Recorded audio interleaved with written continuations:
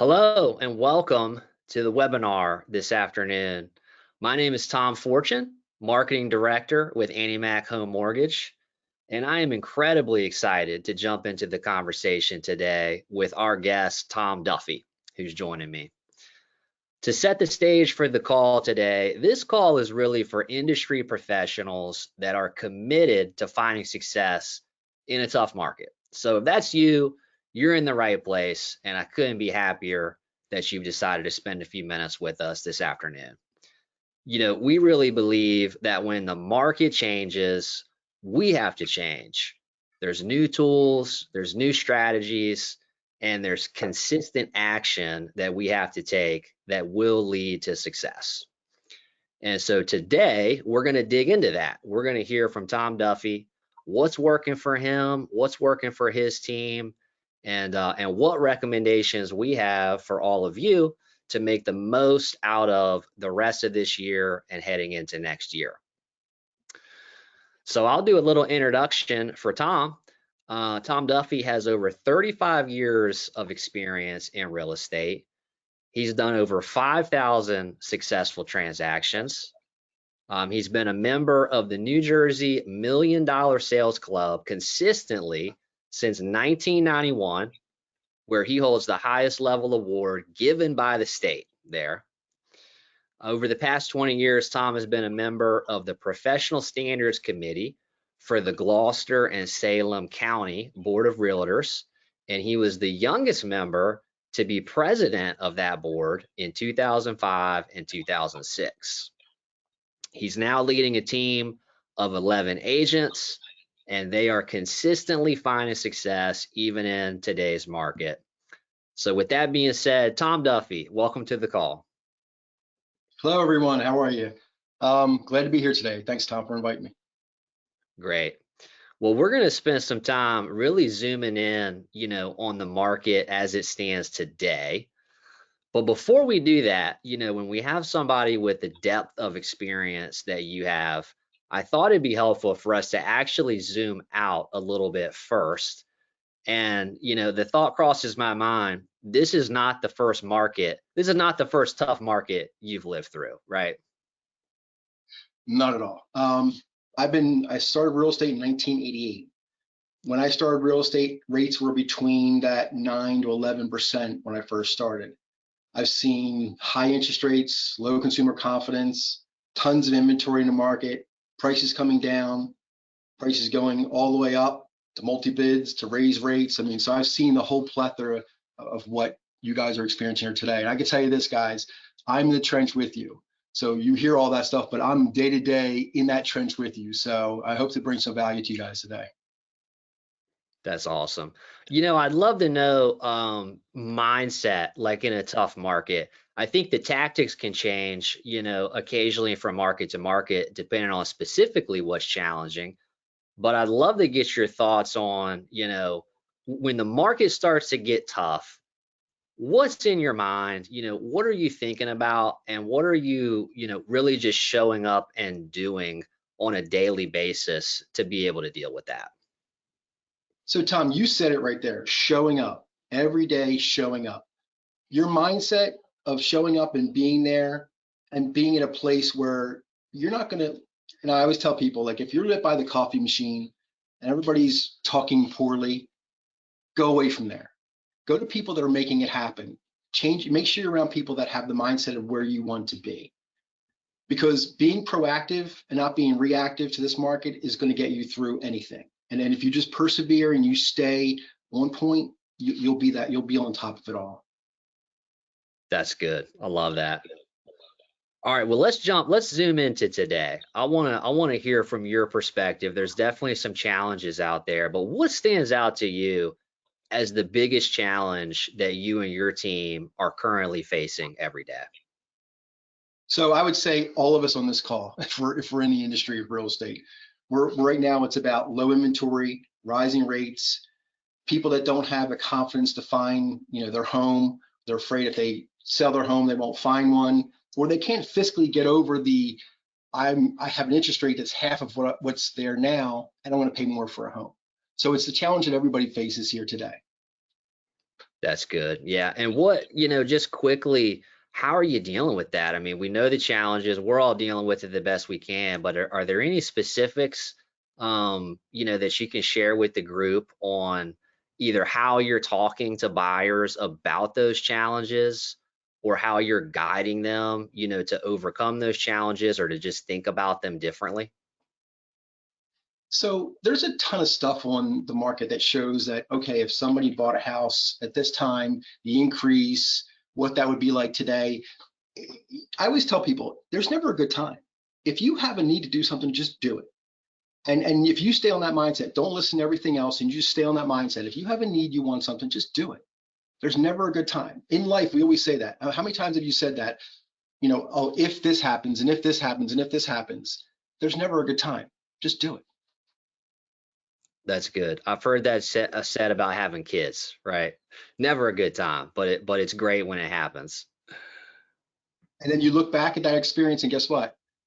You'll never regret it. And you'll say, oh my God, thank God I didn't miss this. That's right. Yeah. Same So thing with the market. yeah, yeah. How about, just general strategies? So you mentioned a couple of the challenges, tight inventory being one of them. How is that playing out in your market today? Like how tight is inventory there? Are you still seeing multiple offers consistently? And if so, what strategies are you guys using to combat that? So I would say this, the one of the things that I'll say as a combating thing is keeping sticky with your clients. Like no matter how hard it is, I know that we always tend to shy away from talking to clients when there's nothing to say, but that's the time you should, because if you stay sticky with your clients, when that time comes where they do find a house, and even if you, like I was telling this to someone today, is that even if you know of a house and you know it's maybe out of their price range or it's over their taxes, give it to your client anyway, because that client knows that if you're looking, that you're thinking of them and it's creating that value for that client. And a couple of things I'll say about the today's market is that, I see a lot of realtors, and this is one thing I always say. Everyone wants to hit the home run and sell this big, big, big house. But we all know there's more buyers in the lower pricing than the higher pricing. So remember, a lot of those little wins can come to a big win, and some of those big wins never come to fruition. So change your mindset, chase your, look at what's moving in your marketplace. You have more, I'm sure you have all access to MLS. Find out what market's moving, find out what neighborhood has the most turnover, and start going after those neighborhoods. Hmm. Don't forget the big shiny house and all that stuff. I mean, go right to what's selling. That's good. I sometimes think of inventory as this single thing, right? But actually we could break that out. There's inventory in certain price points, and that may behave different than inventory in other price points. There's inventory in certain cities, kind of even inside of our, general metro. I think that's a really, really good tip. How about the I love this. I always hear this one about realtors that advertise. So realtors, I'm not sure if you're spending money on advertising, but I always laugh at people because they go for the area that's the sexiest to realtors. The sexiest area means like the high price and all that stuff. But the problem is that you have a bunch of pool of realtors that are going for the same stuff. If you just market to the outside or look and advertise on the outside of those areas, sometimes you'll get more buyers and do better. That's a great tip. How about the on the inventory being tight? Are you guys running into multiple offers on a regular basis, on an occasional basis? What's the pulse check in your market? I would say, so again, it's kind of a localized question, but if you have a home that is fixed up, done well, great, maybe it's a great flip, or somebody that really took care of their house and improved it, you're going to probably have multiple bids still on any house, on that house. If you have stuff that has to be fixed up or something that needs some more work, not so much, but it still probably go for the price that you're asking for if you price it at market value, but not so many of them. So it all depends on the house itself and the location. Okay, understood. And part of the premise of this call today is this idea of us creating cash buyers for those situations where there is a house that is a great house, your buyer wants it, other buyers want it, you'd love to see them win, right? They are a pre-approved client planning on using a mortgage to buy that house. Let's say you're going into that deal and you know this is going to multiple offers. How do you tackle that? So I would say it kind of leads into the Cash2Keys program, because if you don't have a buyer who is truly cash, it's putting them in the best position, like cash, to obtain that offer over anybody else. That's right. Yeah. And I want to pause, and Tom Duffy just mentioned Cash2Keys. I think some folks on this call may be familiar with Cash2Keys and some folks are not. So I'll give a quick high level overview of what we mean when we talk about Cash2Keys and some of the terms you'll hear us discuss on this call. Okay, so Cash2Keys is the private equity arm of AnnieMac. So we're AnnieMac Home Mortgage, and we also have AnnieMac Private Equity. And that was created to help your clients win, right? When the market really got tight and we all had clients that were ready to buy, able to buy, but were simply struggling to win in the market, we kind of got together and thought, what could change this? What could give us, our agents, our buyers, a real competitive edge here? And this is what we came up with, the Cash2Keys platform. Inside of the platform, there are really two options. So you're going to hear us talk about cash offer. You're going to hear us talk about buy now, sell later. Those are the two options inside of Cash2Keys. Cash offer, quite simply, is a tool that takes a pre-approved finance buyer and allows them to make a real non-contingent cash offer on the home. And buy now, sell later allows your move up or your downsize buyers to go ahead and buy their next home, move into the next home without having to sell the departing residence first, even if they need the proceeds from that departing residence to fund the down payment or otherwise help in that transaction. So cash offer literally makes a pre-approved finance buyer, gives them the power to bid with cash. Buy now, sell later allows you to buy now and sell later. Simple as that. We'll get into a few of the nuts and bolts as we go through this, but at a high level, that's what we're dealing with. So, Tom, I'd love to hear, from your end. We could go to the first, or some early on. What brought you to, like, we should use this? And I'd love to hear maybe an example of a deal that you or one of your agents worked with either cash offer or buy now, sell later, that we could kind of talk through as an example for everybody on the call today. So I'll start with the cash now, where we've had situations. I think in the very beginning, I think we adopted it pretty early. I saw it as a great tool in the toolbox to actually have, just to kind of help buyers get over, or get them through the markets, because obviously it started getting, in that 2018, 19, 20, it started getting competitive. And we were able to, I remember there was a first-time home buyer. They had a house that they really loved. Our job as agents is to make sure that make sure that buyer is in the best position to get that house. And that's what our job as agents are. Having this program allowed me to actually take a first-time home buyer and make them that cash buyer to actually win the house. The first deal I ever did, I remember this. We were in first-time home buyer. We're like, we're probably never going to get this house because there's so much competition out there.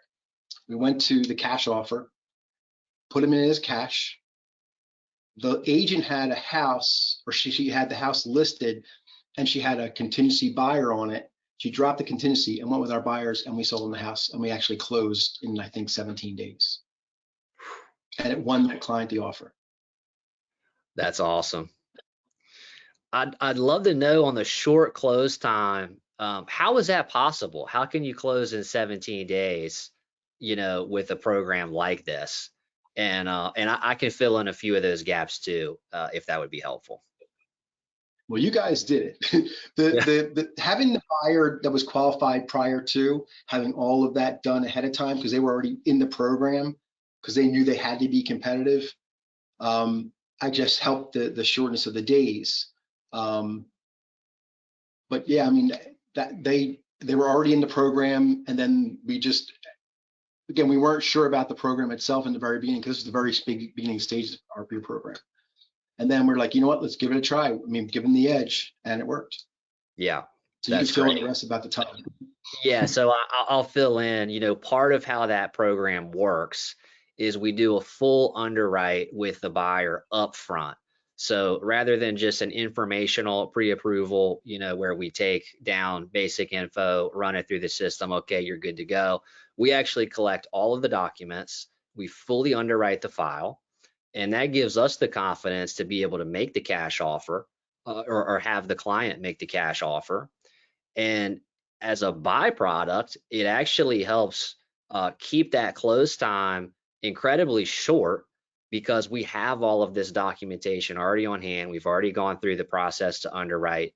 And so it really is, once you get to the point of winning that bid, it can really happen quick. And sellers certainly appreciate that, which we believe is part of the power of the program. Absolutely. So let's talk about another one. So that's cash offer. Have you done one? Have you done one of the buy now, sell later deals, or has someone on your team done one of those? Yes. Yes. And I probably have a couple stories, but I'll go over the one that I remember the most. So we actually had a client. They qualified for the program. We put them in the program. They had a house to sell. The house, and I'm going to give you prices because this will kind of tie into it later on. So when we went out to the house, it was like a bi-level, dated wallpaper, hardwood floors. Would be nice if they were redone. But the people found a house they wanted to buy. So with that program, they actually went to the program, bought that house out, or bought that house. Now they actually did find a buyer for their house before they had to go to Cash2Keys program, and a week before closing, the cash buyer backed out of the deal. So my people were in a situation where they could have backed out, but now they just reverted it back to the Cash2Keys or the buy now sell buy now sell later. So they were able to purchase the house, continue with that deal. The great thing about it is that so we priced it about 285 based on what the condition was at the time. We were able to get them in their new house. So therefore they were out of their house, and we had somebody go in there for like 10,000 to do wallpaper removal, redo the hardwood floors, repaint a lot of the surface area. Now all of a sudden we were up at 299, and we ended up getting 325 for the house in the end because of the condition it was put in. So that person probably, even though it cost them 10 grand to fix it up, they made 30 on the back end, and whatever the fees were for Cash2Keys, it was considerably less than that. They actually made out with this program. Yeah, that's incredible. I think that's another one of the side benefits here.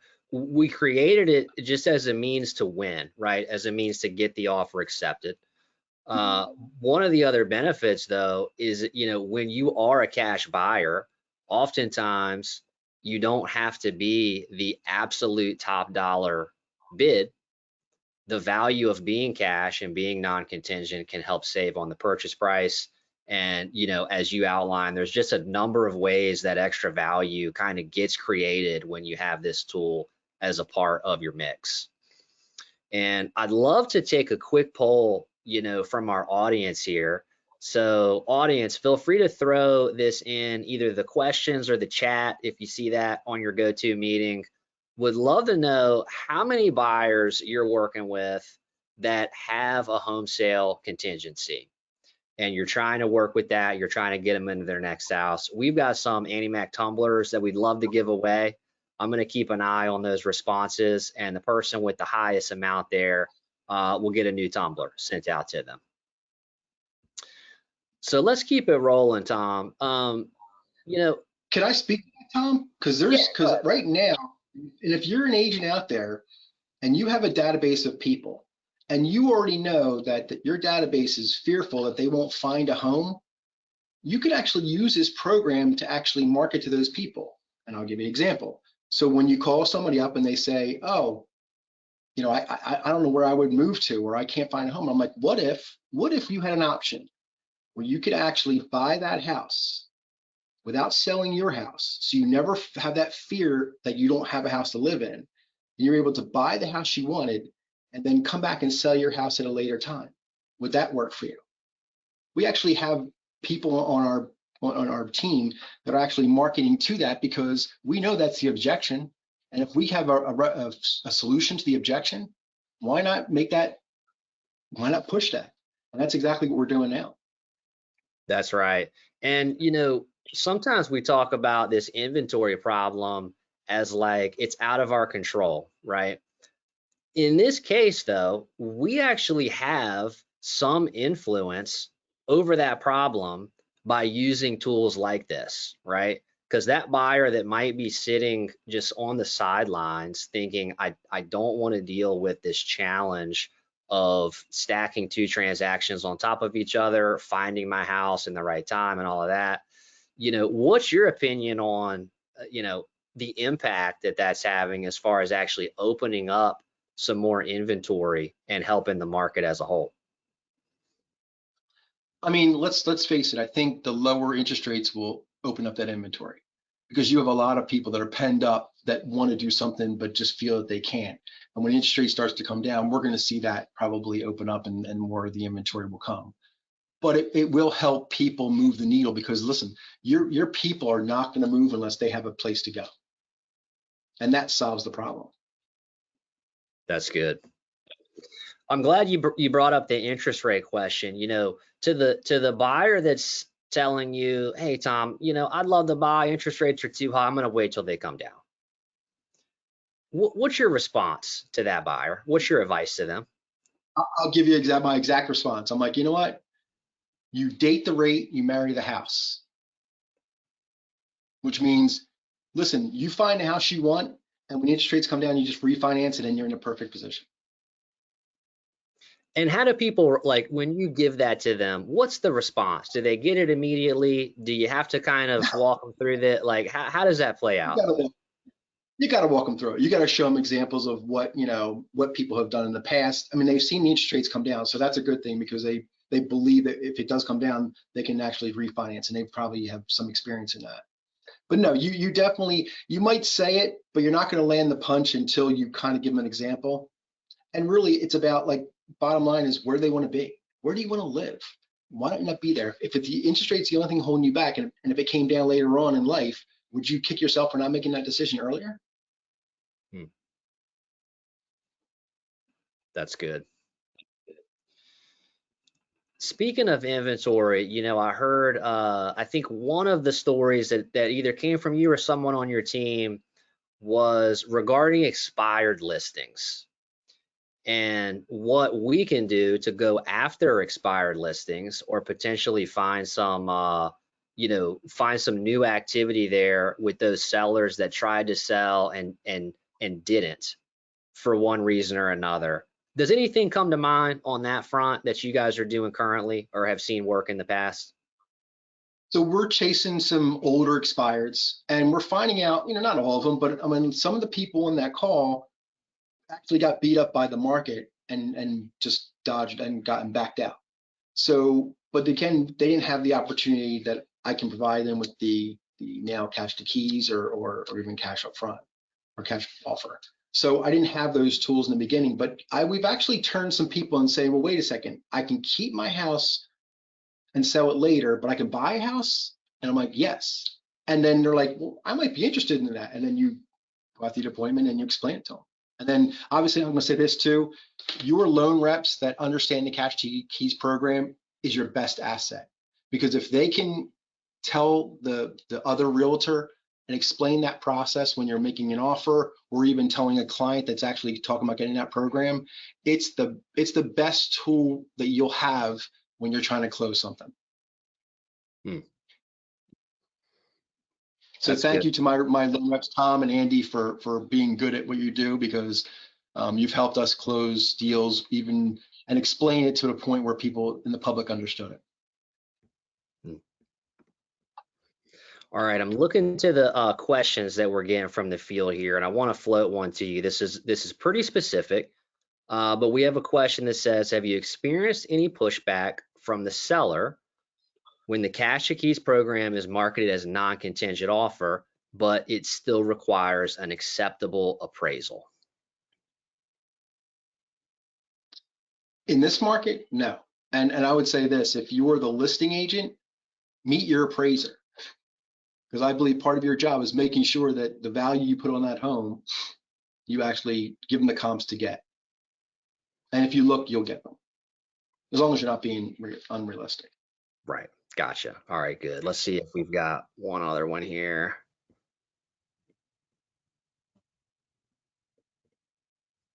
All right, I'm seeing some questions about the nitty-gritty details on Cash2Keys. So this might be a good time. We're not going to go into the nitty-gritty here, and one of those reasons is state by state, the nuts and bolts of how this works actually varies just slightly. And so we do have an online certification. It's completely free, and that certification is state specific. And so at the end of the call, we're going to drop that link in. And that's really a great way for you to go and understand the nitty gritty as it relates to your specific area. The second thing you can do is just talk to the loan officer that you're working with or the person that invited you to this call. They have experience with these programs in your area, and the combination of getting with them and then taking that certification really is the best way to go under the hood on the nuts and bolts on how this works. All right, let's jump into, I got a bit of a lightning round here that we'll run through. And so I'd love to ask the question, what's one thing that separates real estate agents that are thriving from real estate agents who are simply surviving? I would say being proactive, showing up every day, make sure you're listening to the right things, make sure you're talking to the right people. If and it kind of goes back to what I said before, so I apologize for being repetitive, but like, you setting yourself up for success is all in here. It really is. You can block it or you can feed it and make sure that you listen to the right things and just plow through it. I always say, like, just plow through it, because the good thing is that this market, excuse me, my light is on a timer. This market is one of the, it's funny. I think I said this to you earlier, Tom. Being a new agent in this market and learning this market is actually a great thing. I know it doesn't feel that way right now, but if you learn and you persevere through this market, when it gets easier, it'll just be a lot better for you. And you'll see much more success, and even at a faster rate. Those who've been doing it for a long time, I mean, you've already had the experience. You know what you have to do. You just have to really time lock and make sure you do the activities that get you there. And you know what to do. You just don't do it. That's good. I'm thinking back to something you said at the beginning of the call about, when you feel like there's nothing good to talk to your client about, often you don't make the phone call, right? You kind of lay back. And in marketing and advertising, there's a phrase like all press is good press, right? So even if something kind of was squirrely and you're getting attention and it's not for something you love, there's a component of that that's like, hey, at least people are talking about you. At least people know you're there, right? And I feel like there's a parallel in this situation where, we're not always going to have rainbows and butterflies in every single conversation. And that's just a part of the course. And, powering through that little bit of anxiety or whatever kind of, is in your gut when you're thinking, I need to touch base with them, but you know, it's not, I don't have anything great to share. Hey, do it anyway. Have the conversation anyway. Even if it's not great, the fact that you show up and the client knows, just like you said, you were thinking about them, you're being proactive with them, and for better or worse, you're there to represent their best interest, right? And that doesn't change whether the news is good or bad. You can represent their best interest regardless, right? And I'll even add to that one. So what people, if you fear making those calls, I call it eat the frog. Do it first thing. Because if you do it and you have a great conversation, the rest of your day is going to be powerful because you've already got through the hard part of it. And now it's just going to be like, oh, I achieved that. Now I can do anything. So That's eat the right. frog. All right, next question. Would love to know, do you have a favorite real estate book or just a favorite business book in general? So I'm not much of a reader. I like to do a lot of Audible, to be honest, if I'm being transparent. Yeah, that's fine. But anything that helps you with your mindset, I know, the MREA is one of the best books for turning a realtor that wants to make a career into a business. I think I've listened to that book probably like 5, 6 times on Audible. And it's funny because as you get to different levels, you'll pick up different things you never caught before. And it's because you're stretching yourself out there. Podcasts are great. I mean, Ed Milet for positivity. He's a great one. I'm believing I'm old school, so Floyd Wickman was my guy back in the day. I love leadership, so there are leadership guys out there. I love to listen to them guys just to kind of get a different flavor, but always doing something to keep your mind in a positive way. When I first started real estate, this is no lie, I never listened to the radio. I never listened to the radio. I put in Zig Ziglar, Floyd Wickman, all the John Hopkins, all the guys, Tom Hopkins, I just listened to their tapes all day long. If I went somewhere, I just listened to those tapes. I didn't listen to music, and I just kind of got into that swag and then my mindset. And obviously now we have, podcasts that give you all of that. So just like I said, first thing in the morning when I come in, because I get up really early in the morning, I'll work out, come to work probably 6:30, and I start listening to podcasts and just listen to something positive to get my day started. That's great.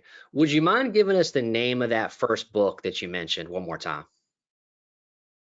It's the MREA, the real estate agent book. It's the one by written by Keller Williams. Actually, I have it right here. On my camera.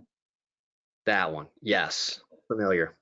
Great, thank you for showing that. We got a handful of questions. I think people were interested in it. All right, great. One more question in the lightning round. If you could go back in time and give your first year in real estate self some advice that you now know 35 years later, what would that advice be? So I love that question because I remember being a realtor and it was all about making money and doing sales. And I was doing that and I was doing it at a good level, but I would have told myself to treat real estate like a business and make sure you know your numbers, make sure you know your return on your investments that you make, if you do advertising, make sure you get something from that.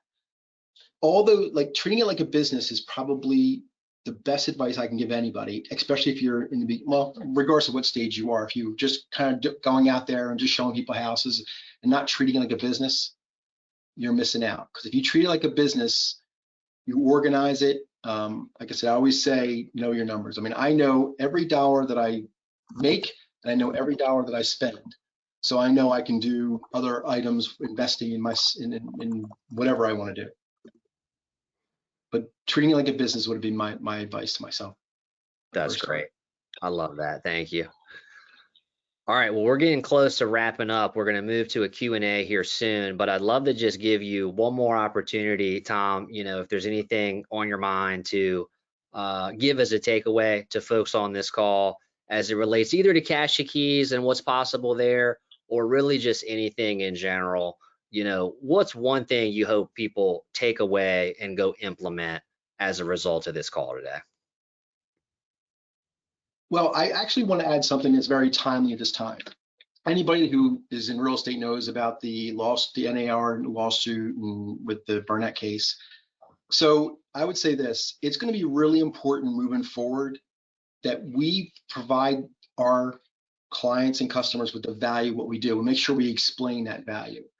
You're going to have to do that moving forward. Our industry is going to change, but not too much. I mean, we had I look at this new lawsuit case like when Opinion 26 came, and that was when attorneys wanted to get into our field or wanted to be in every transaction, and the Supreme Court struck that down because they said it wasn't fair to buyers because they had to put out too much money that they didn't have.